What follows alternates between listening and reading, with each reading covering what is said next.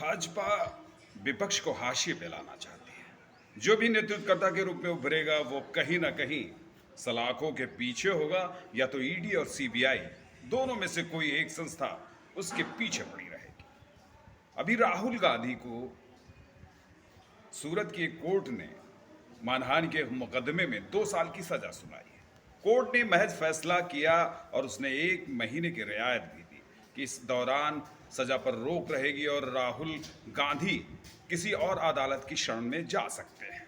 लेकिन 26 घंटे भी नहीं बीते कि 26 घंटे में ही लोकसभा ने अपनी कार्रवाई कर दी। लोकसभा ने कार्रवाई करते हुए राहुल गांधी की सदस्यता छीन ली। लोकतंत्र में यह पहला ऐसा ऐतिहासिक मामला होगा कि इतनी त्वरित कार्रवाई किसी सांसद के साथ हो गई। अगर बयानबाजी की बात करें, ठीक है, इनके पर मुकदमे हुए, तमाम से नेताओं ने कितनी बयानबाजी की और बयानबाजी पर ही मुकदमे हैं, तो 27 नवंबर 2019 का वो वाकया भी पार्लियामेंट के अंदर याद होना चाहिए कि पार्लियामेंट में भोपाल की सांसद, बीजेपी सांसद साध्वी प्रज्ञा सिंह ने गोडसे को राष्ट्रभक्त कहा था। और वही गोडसे कि जो नाथूराम गोडसे जिसने महात्मा गांधी की हत्या की थी। हालांकि इसको रिकॉर्ड से बाद में हटा दिया गया। दूसरे दिन पार्लियामेंट में प्रज्ञा ठाकुर ने इस बात से नाखुशी जाहिर की। उन्होंने कहा कि मैंने ऐसा कोई बात पार्लियामेंट के अंदर नहीं कही। बार बार उन्होंने कई जगह रैलियों में नाथूराम गोडसे को राष्ट्रभक्त कहा। क्या यही लोकतंत्र है? तब उनको किसी ने क्यों उनके खिलाफ एफआईआर दर्ज नहीं कराई? और ऐसे लोगों पर कि जिन्होंने राष्ट्रद्रोही व्यक्तियों का नाम महिमा मंडन किया, क्या उन्हें उनके ऊपर राष्ट्रद्रोह का मुकदमा नहीं हो सकता? ये कानून की कहां से उपज नहीं समझ में लोगों को आई कि राष्ट्रद्रोही जिस तरह से इस तरह के सांसद बयान देंगे तो वो किस शैली में जाएंगे। मेरा सवाल बस इतना सा, महज इतना है कि इतनी जल्दी त्वरित कार्रवाई लोकसभा में राहुल गांधी के साथ क्यों की गई?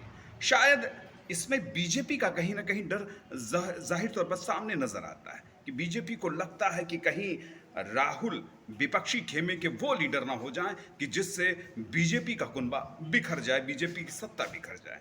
शायद सवालों के घेरे में हम रहेंगे, लेकिन लोकतंत्र की मर्यादा यही कहती है कि लोकतंत्र अगर जीवित है तो विपक्षी दलों के साथ अगर तानाशाही का राज्य बनाना है तो आप किसी भी तरीके से विपक्ष को खत्म कर सकते हैं और शायद तानाशाह लोग सत्ता को अपने कब्जे में ले सकते हैं। लेकिन इतिहास बहुत अच्छा नहीं जाता, बल्कि साख 1975 का भी वाकया इस देश को याद रखना पड़ेगा कि 1975 में जब आपातकाल लगा, ये नहीं लगता था कि कांग्रेस भारत की पृष्ठभूमि से कहीं हारेगी, लेकिन इसी जनता ने 1977 में कांग्रेस को धूल चटा दी। हालात ये थे कि संजय गांधी और इंदिरा जी चुनाव हार गई।